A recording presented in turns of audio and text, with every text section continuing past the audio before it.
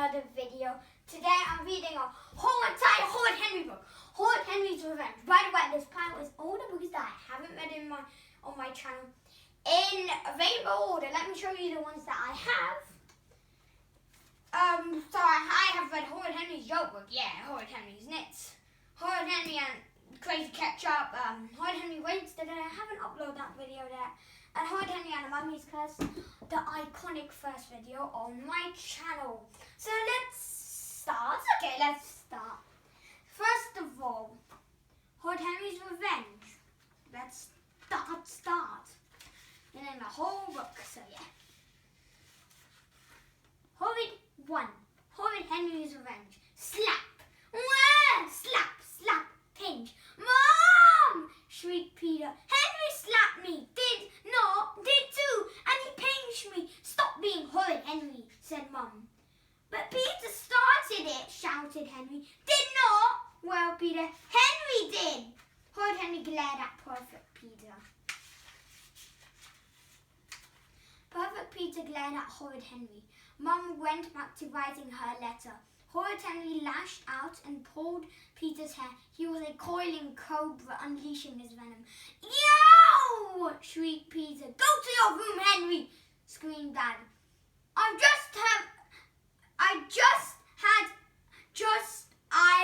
had just about enough of you today.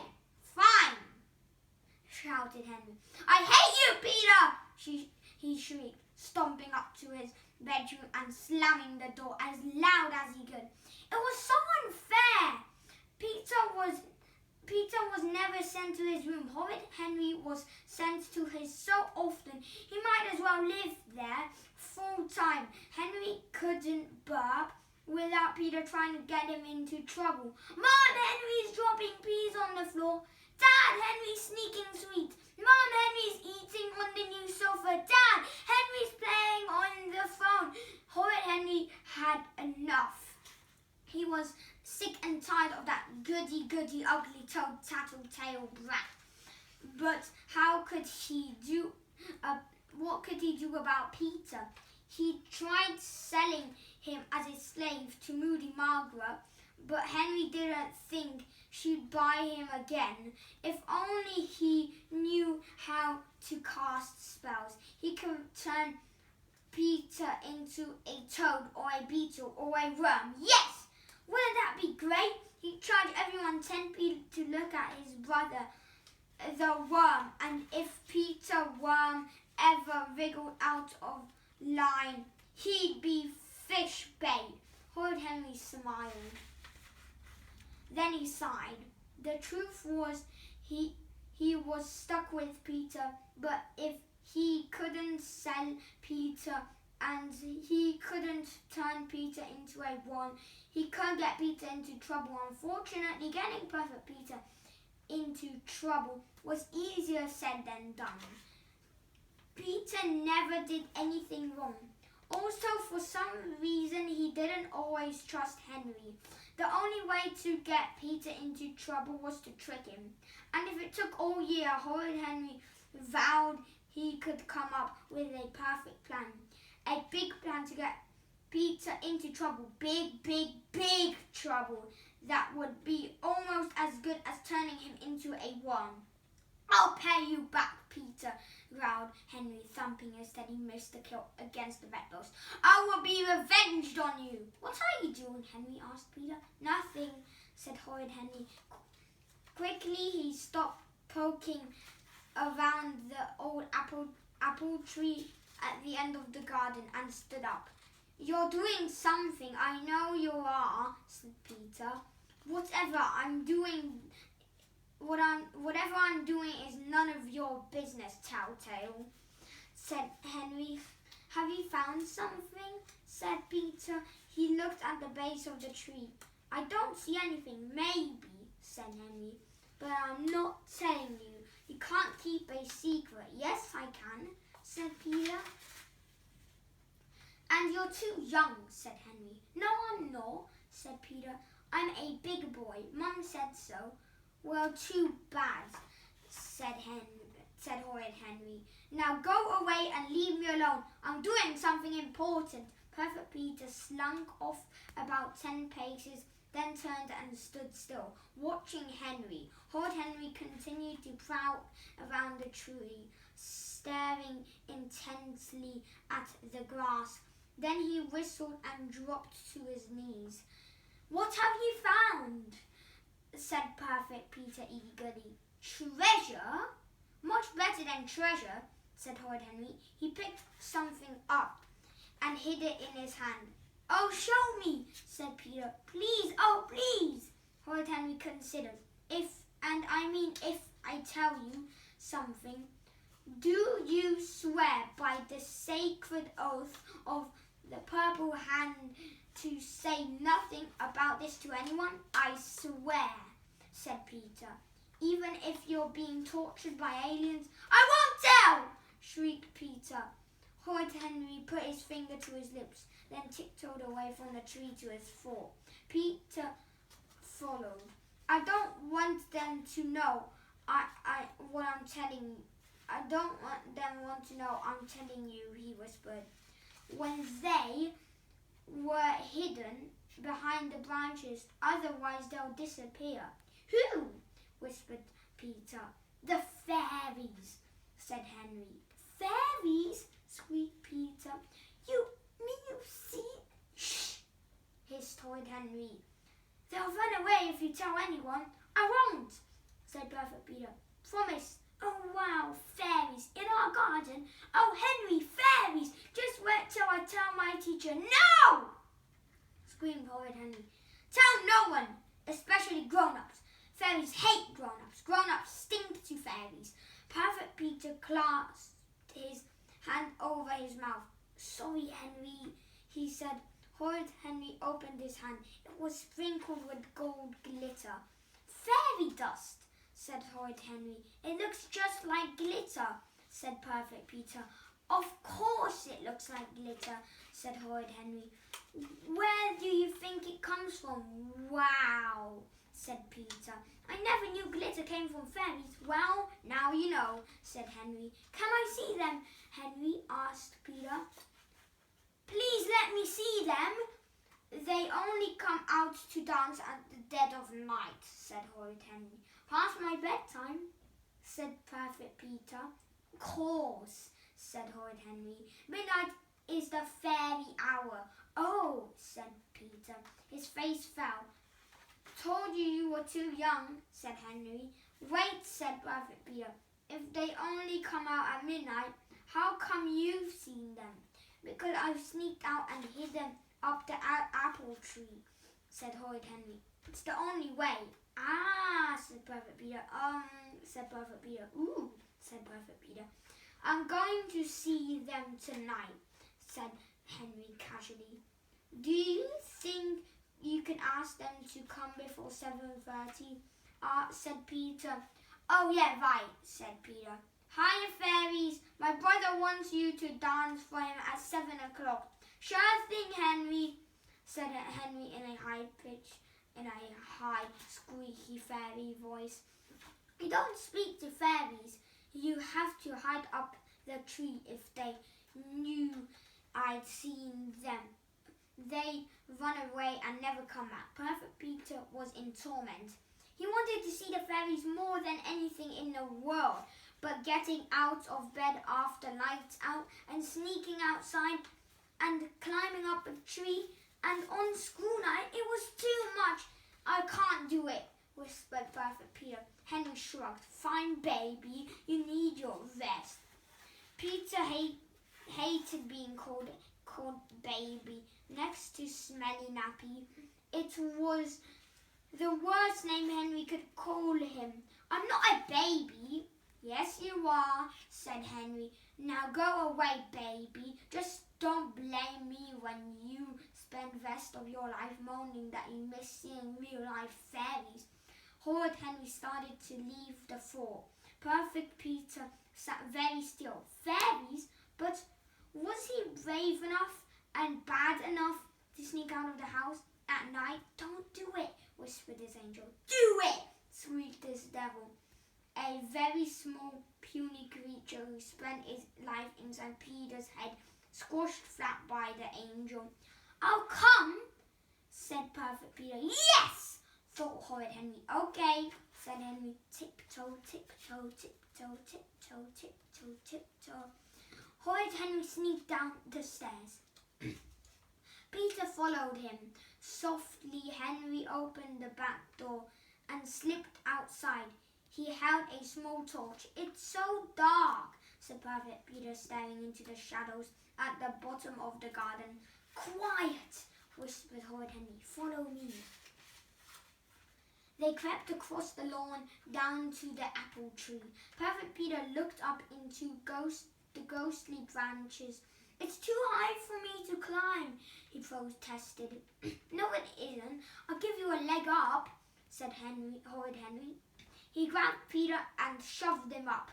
Peter caught the lowest branch and started to climb.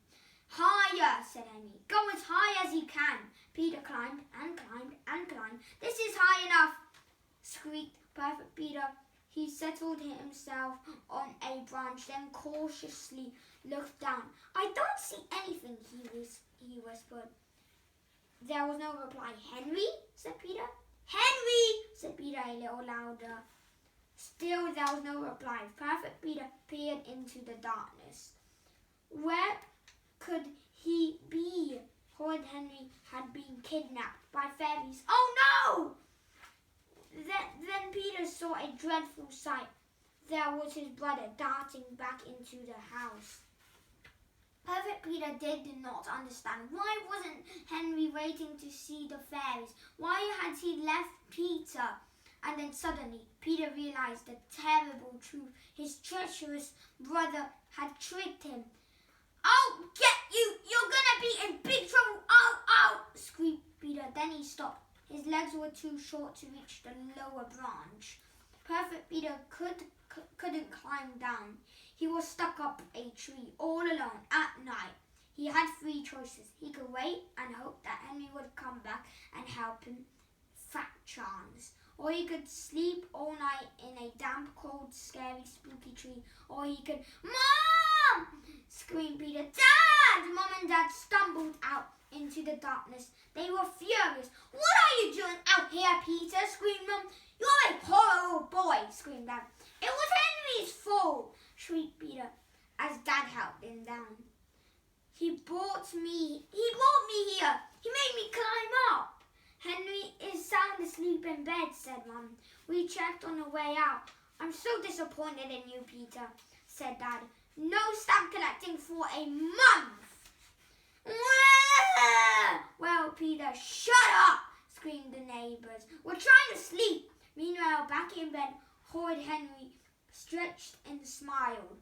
No one could pretend to be asleep better than Horrid Henry. What a perfect revenge, he thought. He thought Peter in trouble, Henry in clear. He was so excited. He never noticed his torn, dirty, leafy pajamas. Unfortunately, the next morning, Mum did. Next chapter, guys. Number 2, Horrid Henry's computer. No, said Dad. No, said Mum. "The new computer is only for work," said Dad. "My work, Mum's work, and school work. Not for playing silly games," said Mum. "But everyone plays games on their computer," said Henry. "Not in this house," said Dad. He looked at the computer and frowned. He said. "How do you turn this thing off?" "Like this," said Horrid Henry. He pushed the off button. "Aha!" said Dad. It was so unfair. Rude Ralph and Intergalactic Robot Rebellion Dizzy Dave had Snake Master's Revenge Free. Moody Mark would have Zippy Zappers. Horrid Henry had be a spelling champion, virtual classroom, and a whoopee for numbers aside from Beefy Butt, who'd been given counting made easy for Christmas. No one else had such awful software. What's the point of finally getting a computer if you can't play games?" said Horrid Henry. "You can improve your spelling," said Perfect Peter, "and write essays." I've already written one for school tomorrow. I don't want to improve on my spelling, screamed Henry. I want to play games.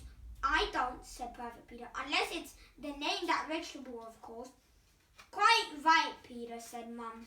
You're the meanest parents in the world, and I hate you, shrieked Henry. You're the best parents in the world, and I love you, said Perfect Peter. Horrid Henry had enough. He leapt on Peter, snarling. He was a Loch Ness monster gobbling up his thrashing duck.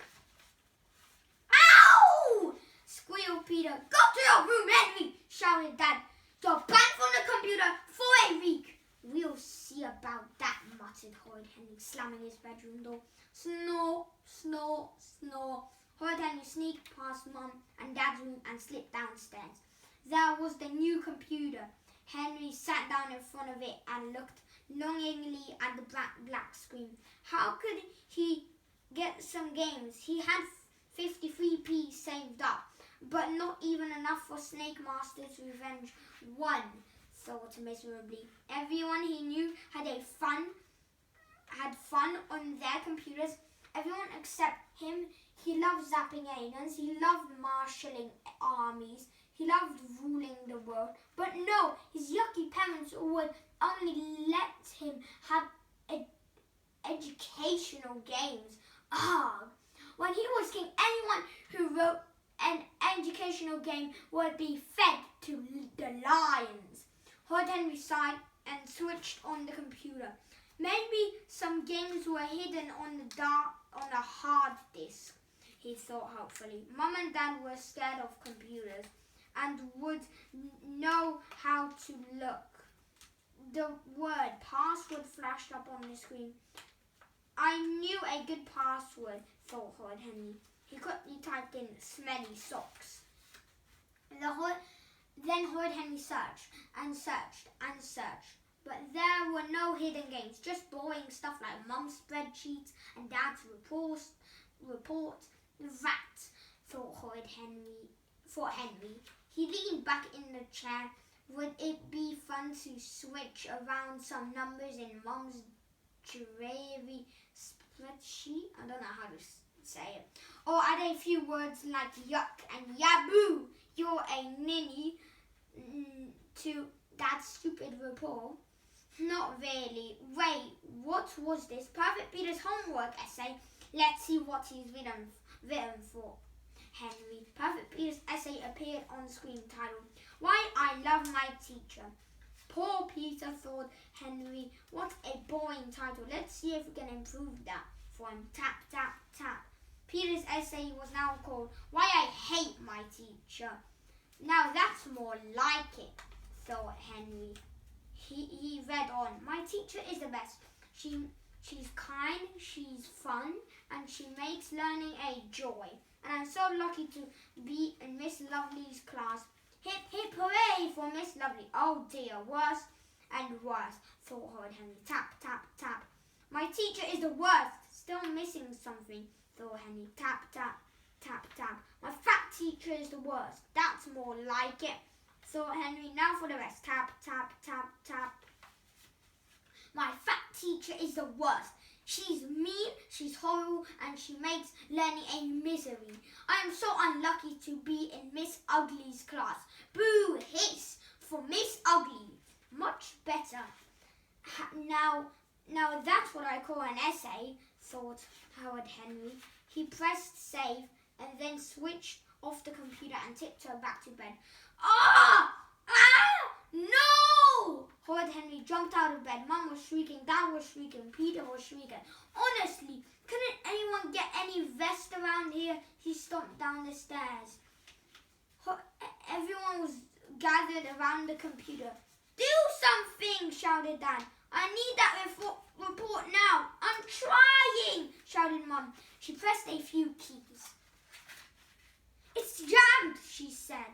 My essay, wailed Perfect Peter. My spreadsheet, wailed Mum. My report, wailed Dad. What's wrong, said Henry. The computer's broken, said Dad.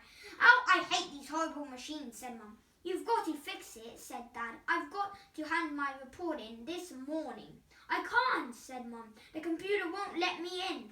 I don't understand, said Dad. We've never needed a password before. Suddenly, Horrid Henry realised what was wrong. He'd set a new password. No one could use the computer without it. Mum and Dad didn't know anything about passwords. All Horrid Henry had to fix the computer was to type in the password, smelly socks. I might be able to help, Dad, said Horrid Henry. Really? Said Dad. He looked doubtful. Are you sure? Said Mum. She was looking doubtful. I'll try, said Horrid Henry. He sat down in front of the computer. Whoops, no I can't. No I can't, said Horrid Henry. Why not? Said Mum. I'm banned, said Henry. Remember? All right, you're unbanned, said Dad, scowling. Just hurry up. I have to be at school with my essay in 10 minutes, moaned Peter. And now I have to get to work, moaned. And I have to get to work, moaned Mum. I'll do my best, said Horrid Henry slowly. But this is a very hard problem to solve. He tapped a few keys and frowned at the screen. Do you know what's wrong, Henry? Asked Dad. The hard disk is disconnected from the hard disk, and the hard disk has slipped, said Horrid Henry. Oh, said Dad. Ah, said Mum. Huh? Said Private Peter. You learn about stuff like that in computer class next year, said Horrid Henry. Now stand back, everyone. You're making me nervous. Mum, Dad and Peter stepped back. And you're our last hope, Henry, said Mum. I will fix this in one condition, said Henry. Anything, said Dad. Anything, said Mum. Deal, said Horrid Henry. And he typed in a password. Spit. Horrid Henry scooped up Mum's spreadsheet, Dad's report, and Private Peter's essay from the printer and handed them around. Thank you so much, said Dad. Thank you so much, said Mum. Private Peter beamed at his beautifully printed essay, then put it carefully into his school bag. He'd never handed in a printed essay before. He couldn't wait to see what Miss Lovely said. Oh, goodness, Peter, what a smart-looking essay you've written, said Miss Lovely. It's all about you, Miss Lovely, said Peter, beaming. Would you like to read it? Of course, said Miss Lovely. I'll read it to the class. She cleared her throat and began. Miss Lovely stopped reading. Her face went pink. Pizza! She gasped. Go straight to the head! Now! But, is it because my essay is so good? Squeaked Peter. No! Said Miss Lovely. Well, Peter. Peow! Bang! Rat-a-tat! Rat-a-tat-tat! Another intergalactic robot bit the dust. Now what shall I play next? Thought Horrid Henry happily. Snake Master's Revenge 3, Zippy Zapper. Best of all, Private Peter had been banned from the computer for a week after Miss Lovely had phoned Mum and Dad to tell them about Peter's rude essay. Peter blamed Henry. Henry blamed the computer. Well, it's the third chapter, so it has been a really good book so far. 3. Horrid Henry goes to work. It's your turn. No, it's yours. Yours. I took Henry last year, said Mum. Dad paused. Are you sure? Yes, said Mum. Are you sure? Are you sure? Said Dad. He looked pale. Of course I'm sure, said Mum. How could I forget? Tomorrow was to take your child to work day. Mum wanted to take Peter. Dad wanted to take Peter. Unfortunately, someone had to take Henry. Only today, Dad's boss had said how much he was looking forward to meeting Dad's lovely son. Of course, I'll be bringing my boy Bill, said the big boss. He's a great kid, good as gold, smart as a whip, superb footballer, brilliant at maths, plays trumpet, like a genius, perfect manners. Yep, I'm proud of Bill. Dad tried not to hate Bill. He failed now. Listen, Henry, said Dad. You're coming to work with me tomorrow. I'm warning you. My boss is bringing his son. From what I hear, He's perfect. Like me, said Peter. I'd love to meet him. We could swap good deed ideas. Do you think he'd like to join my best boys club? You're going to Mum's work, said Dad sadly. I'm taking Henry. Cool, said Henry. A day out at school, a day out of school, a day out the office. I want to play computer games and eat donuts and surf the web. No, said Dad. An office is a place where people work. I want perfect behaviour. My boss is very strict.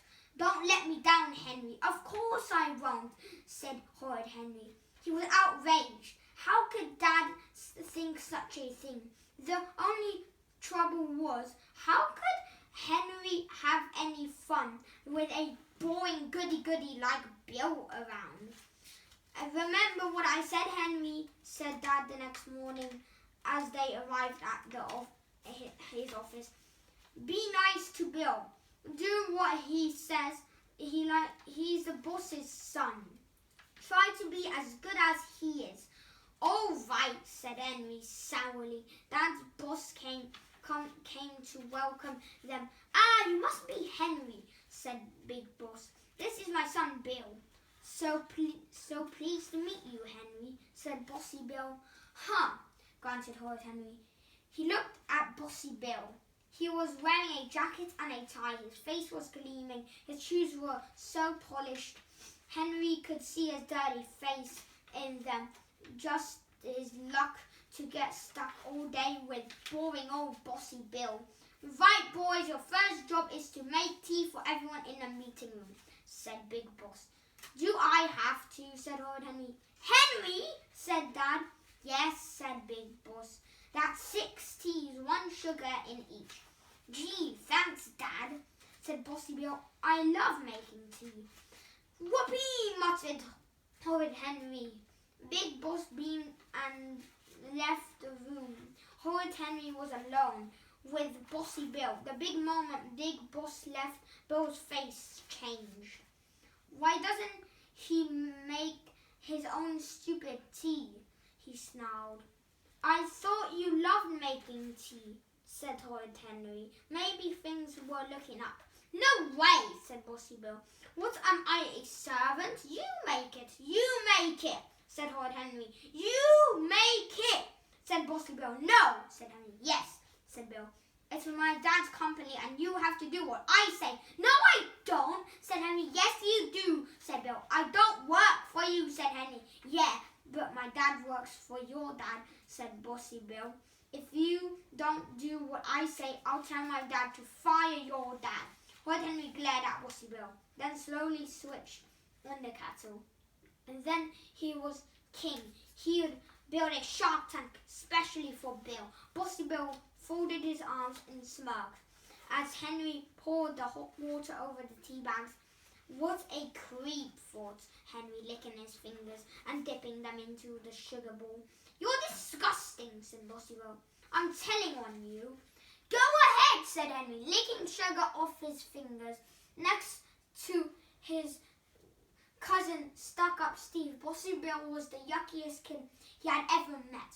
Hey, I've got a great idea, said Bill. Let's put salt in the tea instead of sugar. Horrid Henry hesitated, but hadn't Dad said to do what Bill told him? Okay, said Henry. Bossy Bill poured a heaped teaspoon of salt into every cup. Now watch this, said Bill. Thank you, Bill, said Mr. String. Aren't you clever? Thank you, Bill, said Mr. Bean. Aren't you so wonderful? Thanks, Bill, said Big Boss. How's the tea, everyone? Delicious, said Mr. String. He put down the cup. Delightful, said Miss Bean. She put down the cup. Said Dad. He put down the cup. Then Big Boss took a sip. His face curdled. Disgusting, he gasped, spitting out his tea. Bleach! Bleach! Who put salt in this? Henry did, said Bill. Horrid Henry was outraged. Liar, said Henry. You did. This tea is revolting, said Mr. String. Horrible, said Miss Bean. I tried to stop him, Dan, but he wouldn't listen, said Bossy Bill. I'm disappointed in you, Henry, said Big Boss.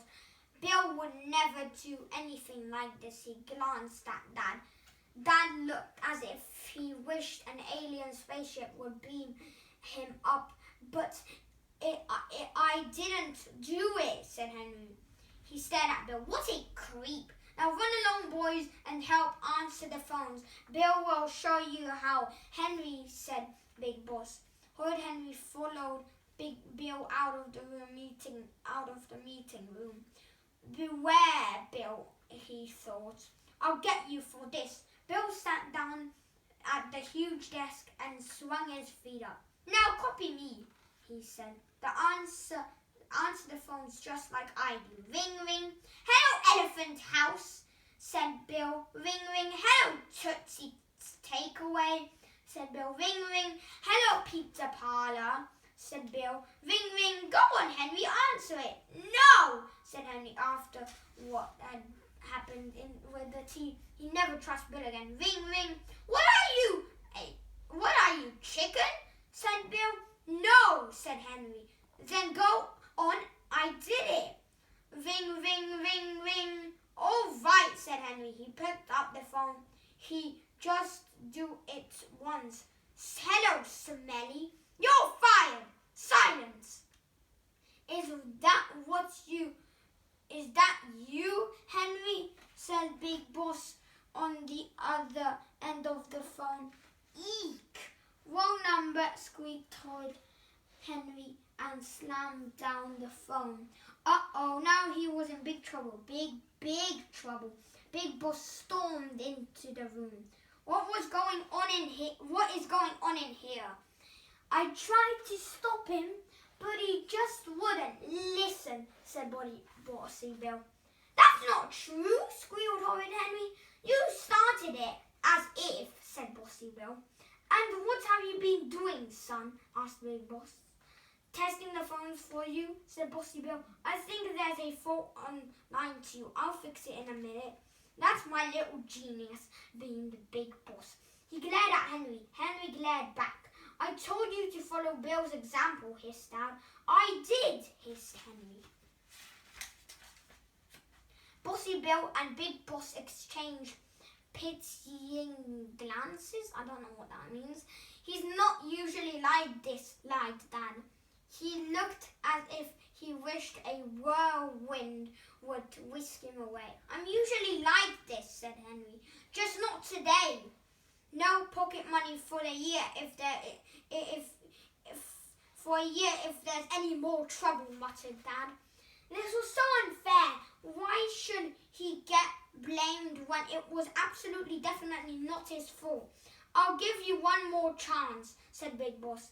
He handed Henry a stack of papers. Photocopy these for the meeting this afternoon, he said. If there are any more problems, I will ask your father to take you home. Take him home? Dad would never, ever forgive him. He was mad enough at Henry already, and it was all Bill's fault. Scowling, Horrid Henry followed Bill into the photocopy room. Ha, ha, ha, ha, ha. I got you into trouble, chortled Bill. Horrid Henry visited the urge to mash Bossy Bill into the tiny bite-sized chunks. Instead, Horrid Henry started to think. Even if he was good as gold all day, it would mean Bill had won. He had to come up with a plan to get back at Bill fast. But what? Anything awful Bill did, Henry was sure to get the blame. No one would believe Henry hadn't done it. If his plan was to work, Bill had to be caught red-handed. And then Horrid Henry had it. A perfectly brilliant, spectacularly evil plan. A plan to end all plans. A plan to go down history. A plan. But there was no time to lose congratulating himself. Bossy Bill snatched the papers from Henry's hand. I get to do the photocopying because it's my dad's office, he said. If you're good, I might let you hand out the papers. Whatever you say, said Horrid Henry, Mum humbly after. Oh, you're the boss? Too right I am, said Bossy Bill. Everyone has to do what I say. Of course, said Horrid Henry agreeably. Hey, I've got a great idea, he added after a moment. Why don't we make horrid faces, photocopy them, and hang the pictures all around the meeting room? Bossy Bill's eyes gleamed. Yeah, he said. He stuck out his tongue. He made a monkey face. He twisted his lips. Hair, hair, hair. Then he paused. Wait a minute. We'd be recognised. Horrid Henry hadn't thought of that. His beautiful plan crumbled before him. Bill would win when Henry would lose. The terrible image of Bossy Bill laughing at him from her here to eternity loomed before him. No! No one ever tricked Horrid Henry and lived.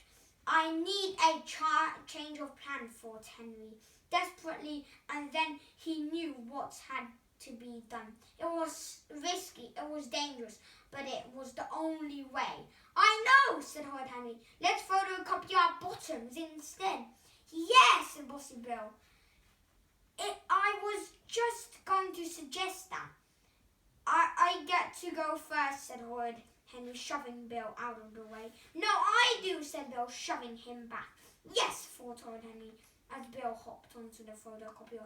You can paste up the pictures in the meeting room. Great, said Henry. He could tell what Bill was thinking. He get his dad to come in while Henry was sellotaping the pictures of the bottoms around the meeting room. I'll just get the sellotape, said Henry. You do that, said Bossy Bill, as the photocopier wired into life. Horrid Henry ran down the hall into Big Boss's office. Come quick, Bill's in trouble, said Horrid Henry. Big Boss dropped the phone and raced down the hall after Henry. Hold on, Bill, Daddy's coming, he shrieked, and burst into the photocopy room. There was Bossy Bill, perched onto the photocopier, his back to the door, singing merrily. 1 bottom, 2 bottoms, 3 bottoms, 4. 5 bottoms, 6 bottoms, 7 bottoms more. Bill screamed Big Boss. It was Henry, screamed Bossy Bill. I was just testing the photocopier to make sure. Be quiet, Bill, shouted Big Boss. I saw that what you were doing. I tried to stop him, but he just wouldn't listen, said Horrid Henry. Horrid Henry spent a lovely rest of the day at Dad's office after Bill was grounded for a month and sent home in disgrace. Henry twirled all the chairs round and round. He sneaked up behind the people and shouted, "Boo! Boo!" Then he ate donuts, played computer games, and surfed the web. Boy, working in an office was fun, thought Horrid Henry. I'm going to enjoy getting a job when I grow up. Chapter 4, guys! We're nearly finished. Only this chapter to go. Sorry, we're nearly finished, and it's really dark outside. Chapter 4, Horrid Henry and the Demon Dinner Lady. Oh, this is my favourite one. You're not having a packed lunch, and that's final, yelled Dad. It's not fair, yelled Horrid Henry. Everyone in my class has a packed lunch. N-O spells no, said Dad. It's too much work, and you never eat what I pack for you. But I hate school dinners, screamed Henry. I'm being poisoned. He clutched his throat. Dessert today was blech. Fruit salad. That actually sounds pretty good, though. And it had worms in it. I could feel them slithering in my stomach. Ugh! Horrid Henry fell to the floor, gasping and rasping. Mum continued watching TV. Dad continued watching TV. I love school dinners, said Perfect Peter.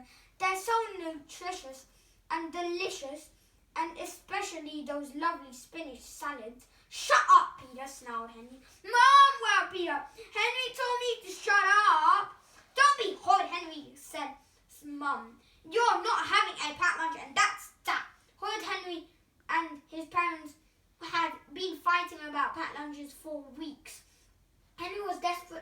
a packed lunch. Actually, he was desperate not to have a school dinner. Horrid Henry hated school dinners. The stinky smell, the terrible way Sloppy Sally Ladled? I never heard of that word before. I don't even know how to say it. The food splat on his tray, so that most of it splashed all over him, and the food, queuing for hours for revolting ravioli and scorched tomatoes, the lumpy custard, the blobby mashed potatoes. Horrid Henry could not bear it any longer. "Oh, please," said Henry. "I'll make the packed lunch myself. Wouldn't that be great?" He'd fill his lunchbox with 4 packs of crisps, chocolate, donuts, cake, lollies, and 1 grape. "And now that's what I call a real lunch." "That's," thought Henry. Mum sighed, Dad sighed. They looked at each other. "If you promise that everything in your lunchbox will get eaten, then I'll do a packed lunch for you," said Dad. "Oh, thank you, thank you," said Horrid Henry. "Everything will get eaten, I promise. Just not by me," he thought gleefully. Packed lunch room. Here I come. Food fights, food swaps, food fun at last. Yippee! Horrid Henry strolled into the packed lunch room. He was King Henry, horrible, surveying his unruly, I never heard of that word before again, unruly subjects. All around him, children were screaming and shouting and pushing and shoving, throwing food at trading sweets heaven. Horrid Henry smiled happily and opened his Terminator Gladiator lunchbox. An egg salad sandwich on brown bread with crust. Yuck! But he could always swap it for one of Greedy Graham's stack of chocolate spread sandwiches, or one of Rude Ralph's jam. I think it's rolls. Yeah, rolls. That was the great thing about packed lunches, thought Henry.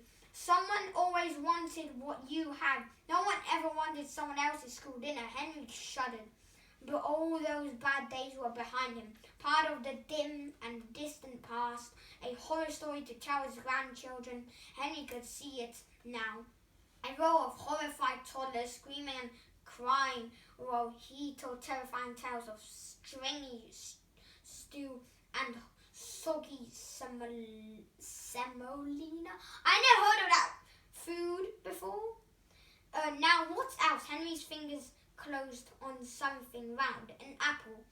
Great, thought Henry. He could use it for target practice, and the carrots would be perfect for poking gorgeous Glorinda when she wasn't looking. Right at the bottom, that was hidden under the celery sticks and the granola bar. Oh boy, crisps! Henry loved crisps. So salty, so crunchy, so yummy. His mean, horrible parents only let him have crisps once a week. Crisps, what a bliss. He could taste their delicious saltiness already. He wouldn't share them with anyone, no matter how hard they begged. Henry tore open the bag and reached in. Suddenly a huge shadow fell over him. A fat, greasy hand shot out. Snatch, crunch, crunch. Horrid Henry's crisps were gone. That is, I think, the lunch lady, the demon dinner lunch lady. I don't know how. I can't even remember the name of this chapter. Yeah, it's her. Henry was so shocked that for a moment he could not speak. What was that?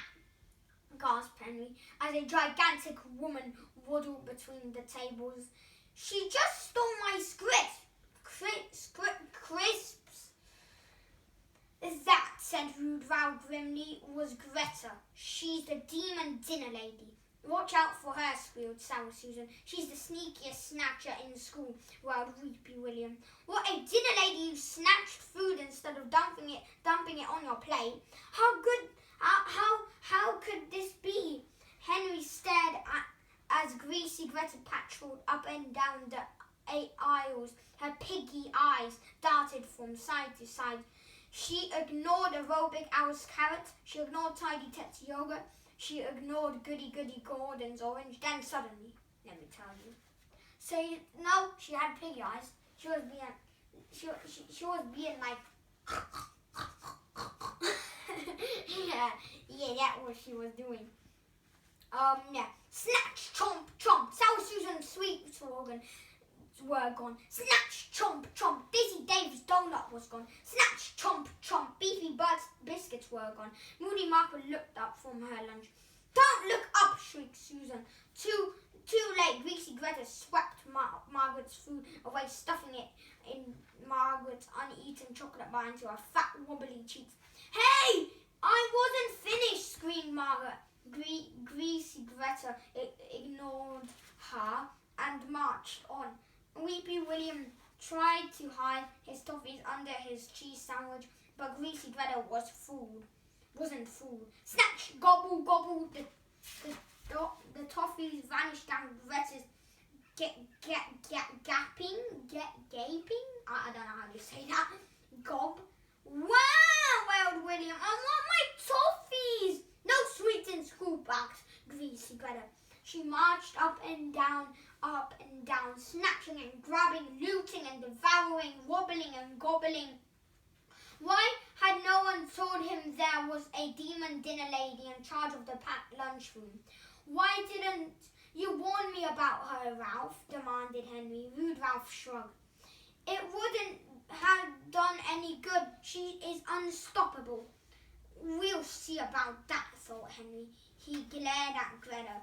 No way would Greasy Greta grab his food again. On Tuesday, Greta snatched Henry's donut. On Wednesday, Greta snatched Henry's cake. On Thursday, Greta snatched Henry's biscuits. The cake sounds really good. Yeah. On Friday, as usual, Horrid Henry persuaded anxious Andrews to swap his crisps for Henry's granola bar. He persuaded Kung Fu Katie to swap her chocolates for Henry's raisins. He persuaded Beefy Bert to swap his biscuits for Henry's carrots. But what was the use of being a brilliant food trader, thought Henry miserably, if Greasy Greta just swooped and snaffled his hard-won treats? Henry tried hiding his desserts.